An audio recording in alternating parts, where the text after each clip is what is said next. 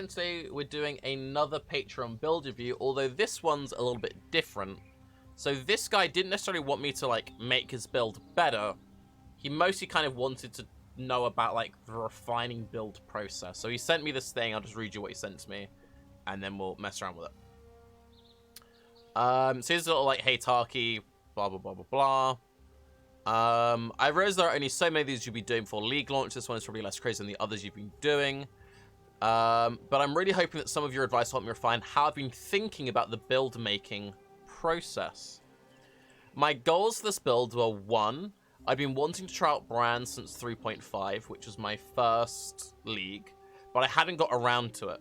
2, the Ignite changes in 3.9 had me thinking that Armageddon brand could be an interesting way to go. And 3, I wanted to dip my toes into SSF and learn more about crafting. For 2, about when I started getting into yellow maps, I was feeling around my path of building and realized that scaling Ignite wasn't really working out in my favor, and started slowly moving things over to just scaling raw fire damage. 3, I started to make some inroads, but I got stuck around tier 9/tier 10 maps and wasn't sure how to progress this build. I was think one trial for my Uber lab when I got stuck, and while improvements could be made to my gear, nothing felt so impactful as to break me out of the rut I was in.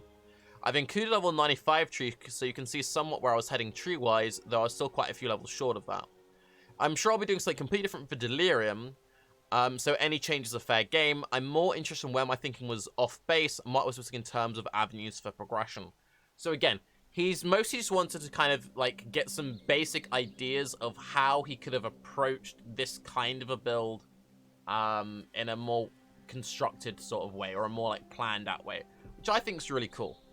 So, just some general things I'm going to say before we start looking into, like, the nitty-gritty of the build. You're close to a lot of, like, life nodes. I always try and shove as much life into builds as possible. If you're, like, 1 point away from a 5% life node, take it. Here, for example, for, like, 2 points, 50% life, you always take it. You want to be kind of thinking about, like, how much am I gaining from my points? Like, if you're going to put all of these nodes in here, right, for 5%, you could cut 3 points, put 2 points in here, and you'd gain 1 skill point and you gain strength, right? So some things are just, like, no-brainers. And if you really don't know what you're doing, the main thing is to, like, obviously you can look at Pee-wee Ninja, you can look at how other people are building it, but you can just kind of be like, show the power nodes, work out what's what, do the same for life, and it's just kind of like maths at the end of the day. Getting the right routing can be tricky. I still make mistakes in my routing because there'll be something, like, I haven't thought about, like, there's a weird way of routing around things. But, like, basic, do I take this cluster, do I take that cluster? It mostly just comes down to maths. So, his gear's probably not that great because he said he was doing SSF, and he said that he's kind of new to the whole process. His links probably aren't amazing, but we'll kind of just, like, go through it bit by bit by bit. I guess we'll start off with the Ascendancy and the tree and all that other stuff. So he said that he wants to do a Ignite build first. So his initial idea was Ignite. So you plan on going Elementalist for Ignite. So he might have respected his Ascendancy stuff, but I would say this probably been, like, your first mistake. So he went for the 4-point in Mastermind of Discord. Again, maybe this was different now that he moved more over to a pen setup, but we don't know what his original thinking here was. Assuming you wanted this for the, like, Ignite version originally, damage penetration won't help your Ignite. Ignite is a damage over time. It's not a hit. It's applied by a hit, but it's like a separate kind of damage. Only hits benefit from penetration. Damage over times benefit from lowering the enemy resistances. So that could be stuff like Elemental Equilibrium, or stuff like Curses, or fossil helmets, stuff like that. So that's kind of like the first main thing. Also, you're not stacking a bunch of heralds in this build, so the reduced herald reservation isn't that great. The main strength of Elementalist, and Elementalist isn't a bad Ascendancy, but the main thing which makes Elementalist good is the golem stacking. Now, you can actually do golem stacking in an SSF environment. A lot of the jewels are farmable through div cards, etc. But it's not a very SSF-friendly build. So I would very rarely recommend a Elementalist in SSF unless you know you have the patience to farm out all of the specific jewels and all that other stuff. Yeah. Otherwise, Shaper of Desolation, not that great. It gives you situational chilling, situational shocking, situational igniting. You could just run Skitterbots. And, so that's that. So I would generally change the Ascendancy. If you just want like a super generic Ignite Ascendancy, Trickster's great. Hierophant's actually pretty solid, and Chieftain is a no-brainer. The reason why Hierophant's actually pretty solid is it gives a bunch of generic damage scaling. So, Pursuit of Faith gives 6% increased damage per enemy killed by you or your totems. So stuff like that will actually scale your Ignites. For Ignite Armageddon brand, or just any Ignite build in general, you can cast Digital Brand. Enemies take 10% increased damage for each of your brands attached to them. So what you can do is, if you're Armageddon Ignite, obviously you're spamming brands everywhere so you can do more damage, but most Ignite builds use like a curse on hit Storm brand or something for bossing. So you can do Sign of Purpose, and that Storm brand is still a brand, so it still gives you generic damage increase.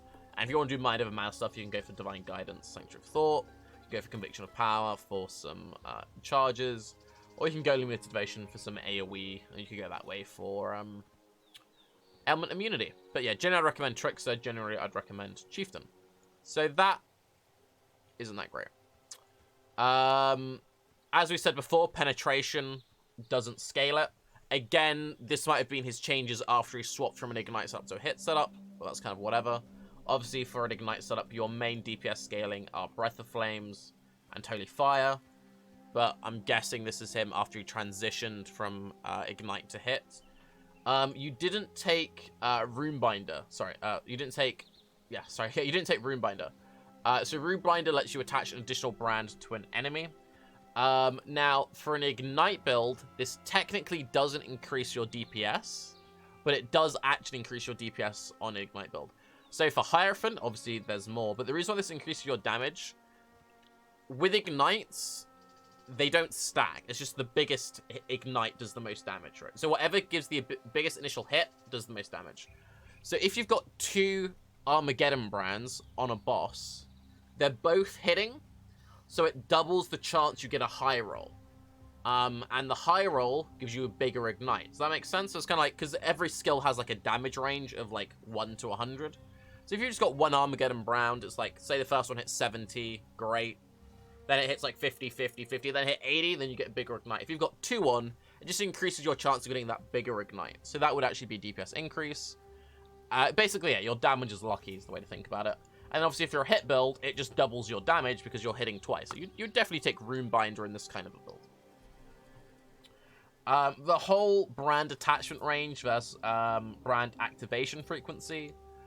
Activation frequency means it like re-procs, like re-triggers more often. So this would be very nice for just like a normal hit-based brand. Less so for an Ignite-based brand. As we said, the amount of hits, it does scale your damage a bit because it like gives you a higher chance. But you'd probably rather have the attachment range, so when you're mapping it, like jumps from pack to pack further. But that's kind of whatever. Having a bit of both is great. A lot of time just taking both is pretty good as well. You're a Mind Over Matter build, but you don't actually really invest into mana at all. So you've got like 2 points of mana, but you've only got 1.5k mana, which isn't really doing anything that for you. So generally, if I'm going to be playing a Mind Over Matter build, and I'm only going to have 5k-ish life, and I know I'm only going to have 5k-ish life, I'm going to want something like 3k-ish mana. So generally, at a bare minimum, you want like 40-ish% of your health as mana. Obviously, if you've got more than 30% mom, like if you're Hierophant, you've got 40%, or you're using Cloak of Defiance or whatever, the values change a bit. But the reason why I like to have that buffer is you take one big hit, right? And then you lose like most of your mana. You then want enough mana that you can then like take a second hit. Does that make sense? And the more mana you have, the more mana regen you have. But I generally like a bare minimum of at least like 2k-ish. With good mana sustain options. Are using an Enduring Mana Flask. No, using an Eternal. Right. Enduring Mana Flask is great. So what Enduring Mana Flask does is you press it, and even when your mana's full, you don't lose it. You don't lose that regeneration. So if you were to press it, you hit full mana, someone hits you really big on the head, you lose 1k mana. That initial flask you pressed like 4 seconds ago is still ticking. So because of that, it makes the Mon playstyle feel a lot smoother. And if you are scaling Enduring Mana Flask, you could even go for something kind of like this, because it increases your mana recovery. Kind of defense. If you're running something like a Indigon, people definitely go for the Mana Flask things, but whatever. So generally, some small mistakes that are on the tree. It's level 95 tree, which actually has a surprisingly good amount of life, but it's pretty inefficient, the life that you went for. So let's say that we drop this whole bottom cluster, right? So now you're down to only 127 life. Then you picked up that life there. Then you picked up that life there. It's actually pretty close to where you had it. And you've gained 12 skill points. So you could then do 2-point duel, 2-point duel. And then if you had 7% life on both of those 2-point duels, you'd actually have more life than you had from all of that rooting.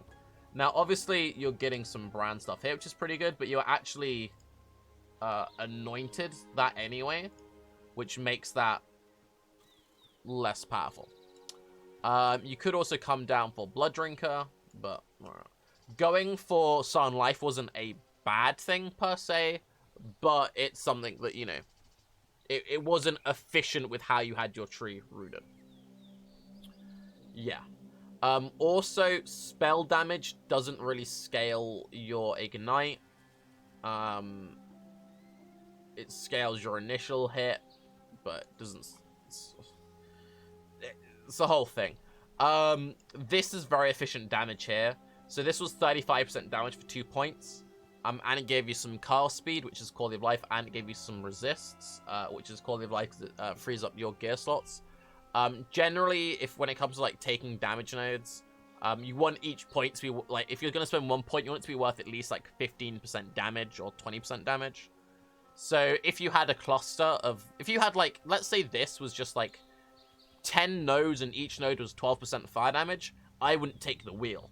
Sure, it'd be efficient because they're really close together, but it wouldn't be that great. The only time it would be great is if you could get all your damage here, which was saving you traveling elsewhere. Does that kind of make sense? But yeah, I'd go for that. For a hit-based build, you'd be better off going through this one node instead of that node, because you'd be getting the penetration. Because you said that you were going for hit-based, not ignite-based. And at this point, I'd actually probably start spending some nodes on getting some mana stuff. So I'd probably go for like Arcane Capacitor, getting Arcane Surge, get some DPS. You could go for like Mystic Bulwark, Prodigal Perfection. You could go for Righteous Decree if you're having any concerns with mana issues, so on and so forth. Let's have a look at some of the gems, and then we'll look into the gear. So we'll get rid of these gems, because these were just leveling in weapon swap. We'll kind of just have a look, see at how he was doing this stuff. So we had a Steel Skin, Casting Damage Taken, Vol, Cold Snap, Hypothermia.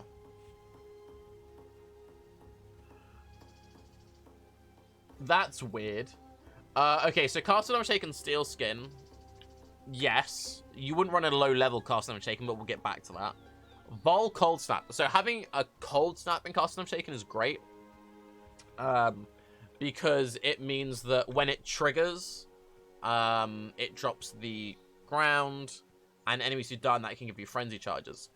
So if you wanted to have the Vol Cold Snap there so that you could press it for like bosses, because the Vol Cold Snap gives you the frenzy charge generation as well while there are enemies in the area, great. Then you wouldn't want Hypothermia, you'd then want increased duration, right? So you could then have increased duration there for that synergy for getting frenzy charges on bosses, and then that would also scale your guard skill. So that's like actually kind of smart what you went for. Now the issue is the levels, right? So if you want a low level casting damage taken, so that the Cold Snap is triggering as much as possible, then you don't want to be running Steel Skin. because Steel Skin, it gives you a good absorb, but it only gives you a good absorb at a high level. So it's kind of like level 20 Steel Skin or bust. So if you want a low-level cast on Shaken, you'd be much better off going for an Immortal Call, where a low-level Immortal Call is much more efficient. And you could run a level 3. So you could do something kind of like that. You had a Scorching Ray multi-totem to lower enemy resistances. That's good. Elemental Proliferation doesn't actually, like, proliferate Scorching Ray, though. So Scorching Ray applies a burn. Not all burns are ignites. All ignites do burning damage. Not all burns are ignites. So Elemental Proliferation is doing nothing. If you wanted this setup, I would much sooner recommend running a faster casting. So your totems are casting Scorching Ray faster, so they're ramping up faster, or an increased duration, or running it in a 3-link. So let's say you put faster casting in there. You could also, if you just wanted to lower enemy resistances, you could run a Wave of Conviction instead, which would give you the fire exposure debuff, and that you could then do like Wave of Conviction, Combustion, Curse on Hit, Flammability or something. You had a Flame Golem, Flame Dash, Val-RF. Okay. You want golems because you're a elementalist. I generally don't like golems, but fair enough. Val-RF is a DPS increase. Fair enough. Herald of Ash, Stone Golem, Arcane Surge, Brand Recall. Okay. A lot of people, when they play these builds, they want as many plus levels on their Brand Recall as possible because it lowers the cooldown. So they'll either put it in like plus levels gear, or they'll put like Empower on it or something kind of like that. Things to consider. Here you had the Orb of Storm's Curse on Hit Flammability. So this you could have dropped for a... So you could have dropped this Scorching Ray setup completely. Get rid of that. And then you could have gone for like a Wave of Conviction, Curse on Hit, Flammability. And then if you don't have Combustion on your main links, you could also then keep the Orb of Storms there. So if you just wanted the reliable Flammability and the reliable Elite Overload proccing, great, but you could also have the Wave of Conviction doing that. So fair enough. Then you had Armageddon Brand, Burning Damage, Controlled Destruction, Combustion, and Conk Effect. So you kind of had like a weird mix of hit and ignite supports. So generally speaking, if you're going to be playing a fire ability, you either go all ignite scaling or you go all hit scaling. Rise has played some like hybrid kind of like ignite burn things before, and if you build them the right way, they're good. But then it's like you're using just generic support gems which scale both your hit and scale your back end. So the Controlled Destruction isn't really doing anything for your ignite, it's only really scaling your hit. The burning damage is only scaling the ignite, isn't scaling your hit. Combustion scaling both. And I can't remember if I liked Conk Effect on Armageddon Brand or not. Like, I actually can't remember. It's been such a long time since I played it, I can't remember if I liked the feeling of it. I think I didn't like the feeling of Conk Effect because I was, like, missing mobs too much. But yeah, if you were to go for the Ignite setup, you'd want to be running, like, Ignite Proliferation, Unbound Ailments, stuff like that. So your links are kind of weird. So either go all one way or all the other way. So that obviously I would change. When it comes to spell builds, plus level of gems is really important. So I would highly recommend having like 6 Armageddon Brands in weapon swap. As soon as they hit 20, just spam Valve a lot of them. But yeah, these links I would get rid of completely. I don't know if you would go what direction you're leaning more into. If you're ever struggling with links, you're not entirely sure on like, should I go this way, should I go the other way? Highly recommend just going on Pee-wee Ninja. There's nothing wrong with going on Pee-wee Ninja and just having a look-see, like, oh, like what are other links other people are using? So here we've got not many people with Armageddon Brand. We've got a couple of people. So we've got 2 LE Overload set up. So we'll look at these 2. So the others will be crits. So their supports will be pretty different to ours. So this guy is running Armageddon brand, immolate, faster casting, control destruction, combustion, inspiration. Okay, what was this guy running? This guy was running Armageddon brand, combustion, Ellie focus, control destruction, inspiration, woke AoE. And what were they using in hardcore? People generally don't like Armageddon brand that much. Armageddon brand is the weaker of the two brands. There's a couple more. There's a couple of them, eh?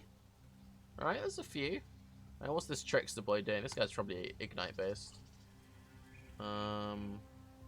See when Armageddon brand, deadly elements, burning damage, swift affliction, ignite proliferation, combustion. There you go. This is more the vibe.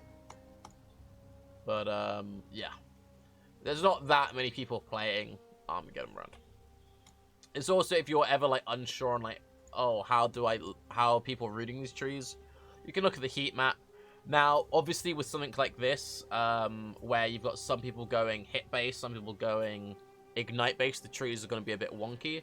So what you can then do is, if you're like, oh, I only want to see the ignite versions, you could then say only ones running Ellie Prolif, and if you didn't want to see that, and you want to see just the hit ones, you'd look people running like Ellie Focus, because the ones who are running Elemental Focus, which apparently is none of these guys, won't be ignite based, obviously, right? Kind of makes sense. Kind of makes sense. So those are things to sort of look at. So here, like for example, we've got some Ellie Focus dudes. So if you're like, oh, just see how this hit based boy did his tree, that's how the hit based boy did his tree. Kind of makes sense.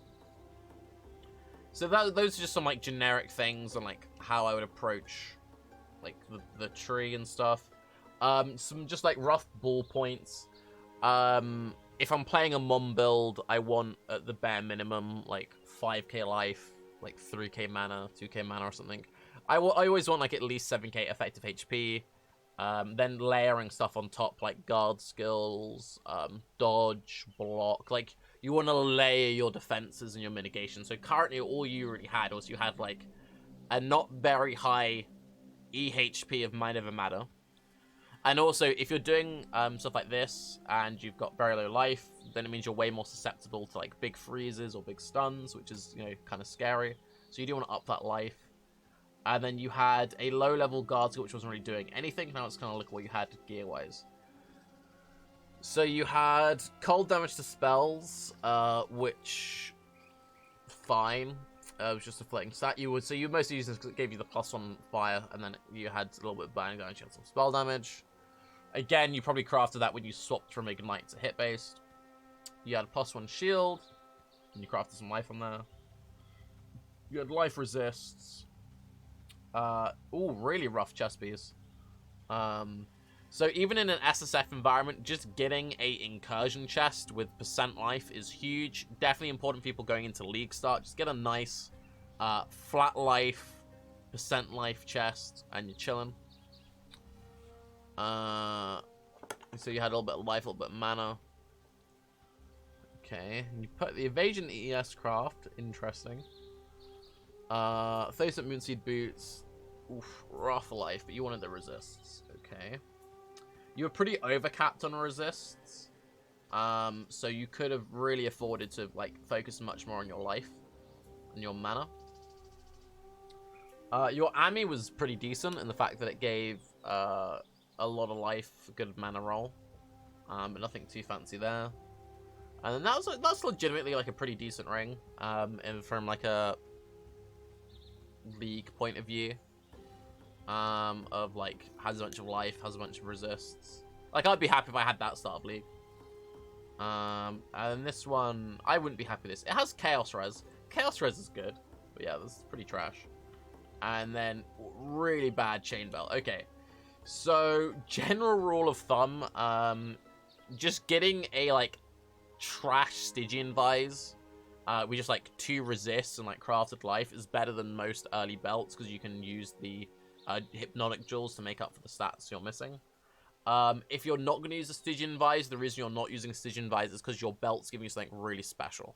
So if I get like a really nice stacked life belt with reduced fast charges used and good resist, I will drop the Stygian Vise for it because I really value reduced fast charges used on belt. But generally, you want to always be going for the Stygian Vise unless you're doing some like weird influence stuff.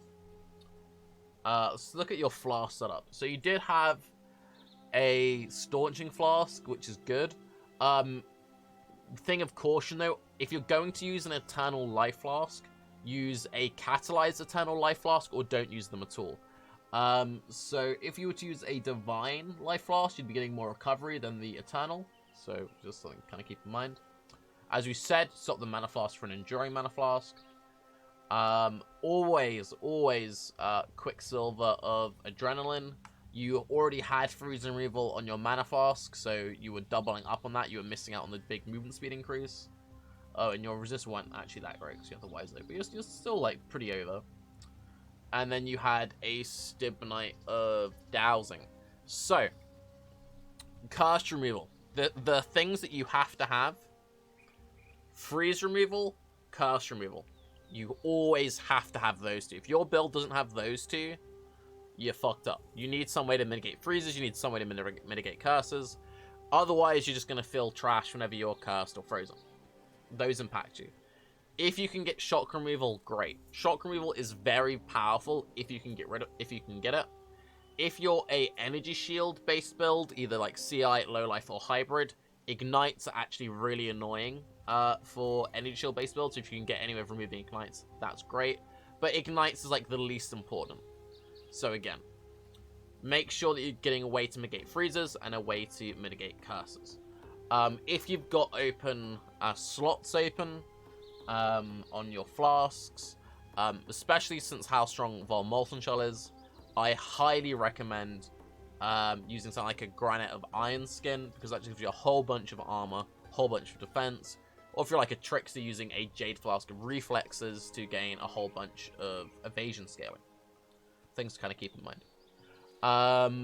As I said, even in an SSF environment, getting 2-point jewels is pretty realistic. Just ult spamming. It's pretty easy to just make a 7% life, 1 stat jewel, be it spell damage, fire damage, whatever. It really isn't that difficult to do. And if you're not that picky, one thing you can do, it's pretty solid to do in just like a SSF or like a small private league environment, something like that. Oh, obviously also bleed removal. Always have bleed removal. I forgot to mention bleed removal because it's just kind of like a forgiven. Always have bleed removal. Sorry. When it comes to your jewels, just life, a damage. So if you save up a couple 100 ults, you can also Chaos Sand these. You can also Fossil Craft jewels. Get 2 stat Regal, and then Vol. If you get like an amazing jewel, maybe you want to Exalt it, maybe you want to Leo Slam it or whatever. But if you just get like decent 2 stat jewels, Regal, Vol, you actually have a pretty good chance of hitting into some good mods. So you can get immune to corrupting blood, which is very nice because it solves much of the times you'll ever get hit by bleeds. Very good for Cirrus Fight in particular. You can get reduced mana reservation, which is very strong if you need more mana reservation. You can get Cannot Be Silenced, which is great, and a whole bunch of things you can get there. Would definitely recommend going for that sometimes. It's a bit more min-maxy, but yeah. So yeah, basically your tree wasn't that off. Like, you had enough life, but you just didn't take the life very efficiently. You took the important brand nodes, minus Runebinder, obviously.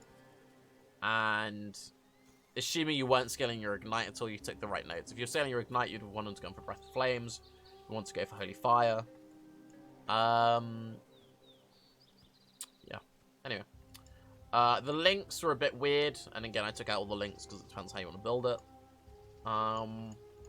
But if you considering you said you're a fairly new player, like you only started playing a couple of leagues back, you actually did pretty good. I think you did pretty decent. So yeah, one thing I would say just for your next build going forward into Delirium League, if you want to start thinking now, great. Otherwise, wait until patch notes. Pick an archetype. Go on Pee-wee Ninja if you're unsure. Kind of see how other people kind of routing it. Come up with your own setup. Then when you're like, okay, I kind of know what I want to do. Like, I want to play an Ignite build, for example. Go on Pee-wee DB. And just kind of look through the different slots. So kind of be like, okay, well, what can I get on? What can I get on weapons? So let's say I know I'm gonna use scepters, or I'm gonna use wands. Just kind of look through and be like, okay, what can I get? Like, let's Control F Ignite. So that's some Ignite stuff. None of that Ignite stuff is that great. Oh, Ignite, you inflict deal faster. Oh, that's really powerful. That's something I really want. or like let's search for fire. You kind of just go through it that way. Just like have a little look, see at what you can get through there. Go through like, you know, all different slots. You start to memorize it, so it's not that big. It's not that big of a DLC for every single build, because you just like know, oh, on boots I can get multi, on gloves I can get multi, on ammi I can get multi, and all that other stuff. But anyway, I'm Tarke. I hope some people found that helpful. Have a good day. Bye bye.